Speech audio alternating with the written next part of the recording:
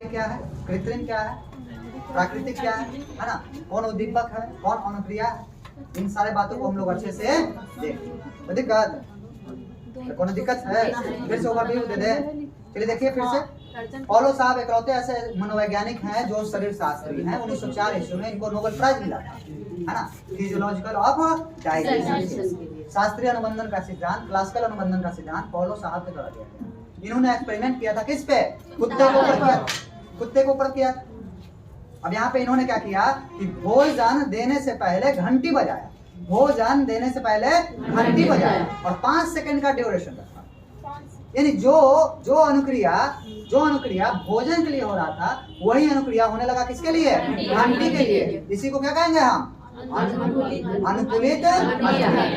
और अनुबंधन का मतलब आप सभी को हम समझाएं कि पुनरावृत्ति के आधार पर हुई अनुक्रिया को हम लोग क्या कहेंगे, क्या है, कृत्रिम क्या है, प्राकृतिक क्या है ना, कौन उद्दीपक है, कौन अनुक्रिया है, इन सारे बातों को हम लोग अच्छे से देखें।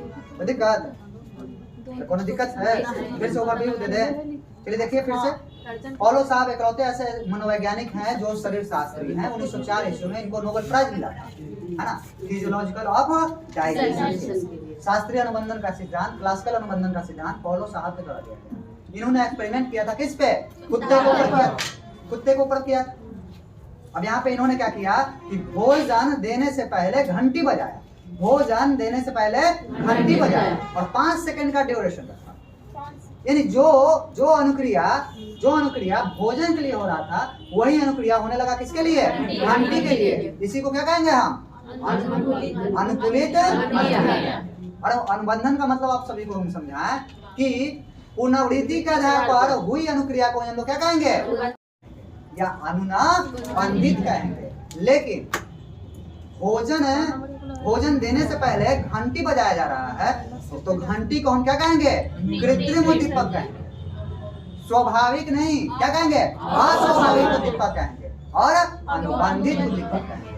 और यह घंटी की वजह से जो अनुक्रिया किया गया, मुंह में लार आने वाला, इसको हम क्या कहेंगे, कृत्रिम अनुक्रिया कहेंगे, कृत्रिम। और क्या कहेंगे, अस्वाभाविक कहेंगे, और क्या कहेंगे, अनुबंधित कहेंगे। ठीक है, जो अनुक्रिया किया गया यहाँ तक ठीक है, कोई दिक्कत नहीं। विलोपीकरण के बारे में हम लोगों ने पढ़ा कि यदि क्या किया जाएगा,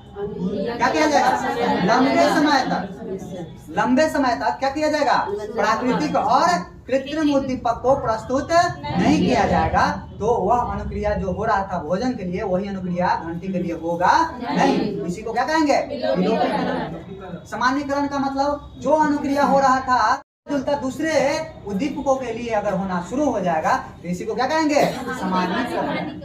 और विभेदीकरण किसको कहेंगे, वह मिलता जुलता, जो आपका कृत्रिम उद्दीपक और उसी से मिलता जुलता अगर दूसरा कोई उद्दीपक है उसको देख करके भी अगर मान लीजिए हो रहा है अनुक्रिया, अगर वही अनुक्रिया हो रहा है, यानी घंटी बजा मुंह में ला रहा है, घंटी नहीं बज के सीटी बचा और मुंह में ला रहा है, तो इसी को हम क्या कहेंगे, सामान्यीकरण कहेंगे।